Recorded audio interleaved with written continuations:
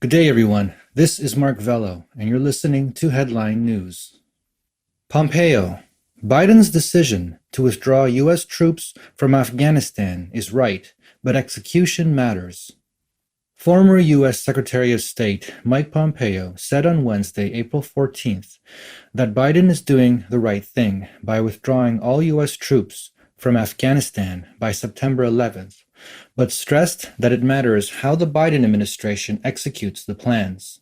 Biden said Wednesday that it is now time to end America's longest war and time for American troops to come home. He noted that the September 11th, 2001 attacks in New York City can't explain why U.S. soldiers should remain in Central Asian countries.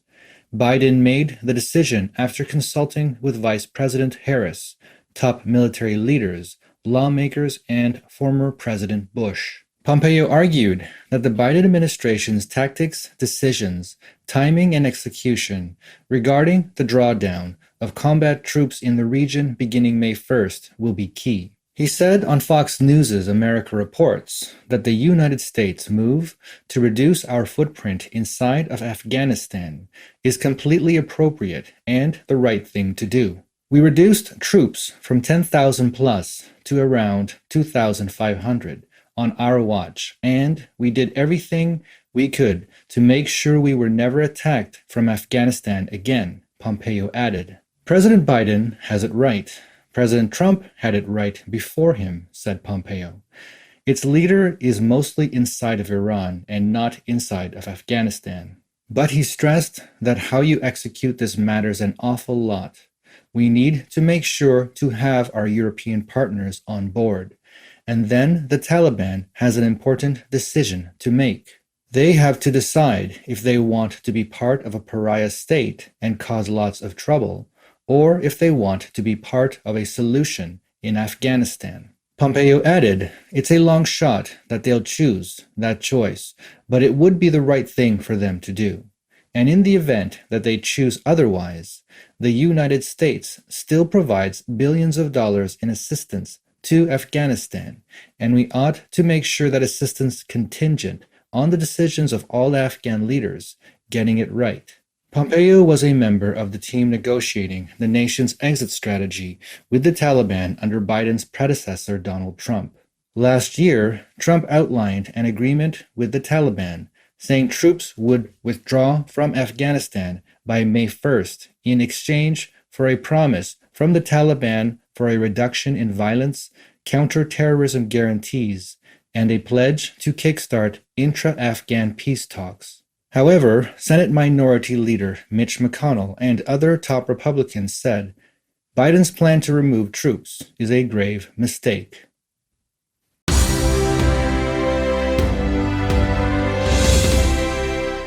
U.S. intelligence official testifies before Congress. Chinese Communist Party poses unprecedented threat to U.S. In a hearing before the Senate Intelligence Committee on Wednesday, April 14th, Director of National Intelligence Avril Haines said that the CCP is an unparalleled priority to the United States. Haines made the remarks at a public congressional hearing on worldwide threats. She warned about the regional aggression, economic impact, and cyber capabilities of the CCP. She said the CCP is likely to attack critical infrastructure in the United States through cyber attacks causing localized temporary damage to those facilities. She said the CCP has challenged the United States in multiple arenas in order to revise global norms in ways that favor its authoritarian system.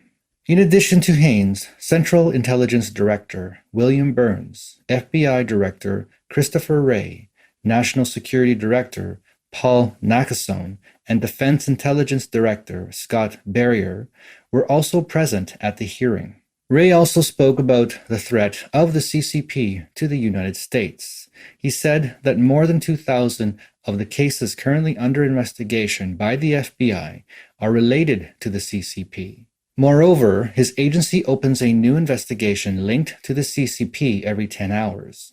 Ray said the Bureau has seen a 1,300% increase in economic espionage cases tied to Beijing over the last several years. He said, "I don't think there is any country that presents a more severe threat to our innovation, our economic security, and our democratic ideals. And the tools in their toolbox to influence our businesses, our academic institutions, our governments at all levels are deep and wide and persistent." CIA Director Burns also spoke of how competition and technology will be central issues as the United States confronts an increasingly hostile CCP and its leaders.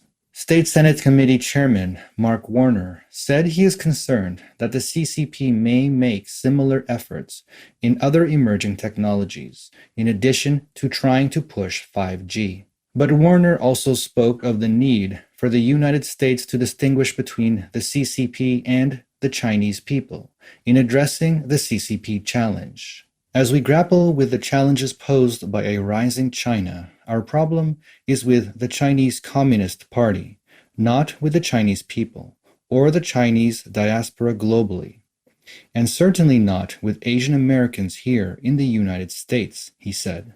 On April 13th, U.S. intelligence agencies released a comprehensive report on global threats, calling the Chinese Communist Party's drive for global hegemony a major threat to U.S. national security.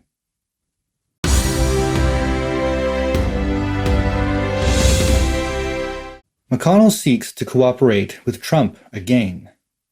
According to The Hill, Senate Minority Leader Mitch McConnell is seeking to end his feud with former President Donald Trump and work with him. Recently, Trump mentioned McConnell again in a speech at a Republican fundraiser as the reason Republicans lost the White House, and said McConnell was a stone-cold loser.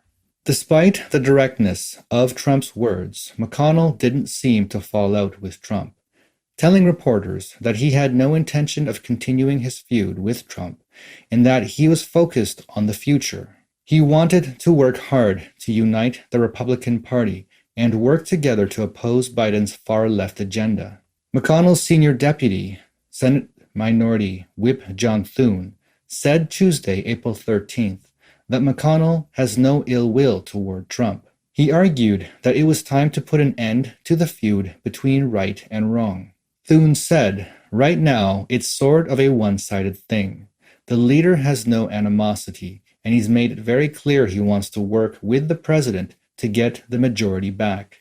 McConnell and other Republican leaders believe that Trump is critical to reinvigorating the Republican Party and voters. Republicans face a number of difficult issues in the 2022 midterm elections, including the fact that as many as 20 Republican seats will be up for re-election, while Democrats will need to fight for re-election in only 14 seats. This concludes today's broadcast. Thank you for your time, and stay tuned for the next headline news.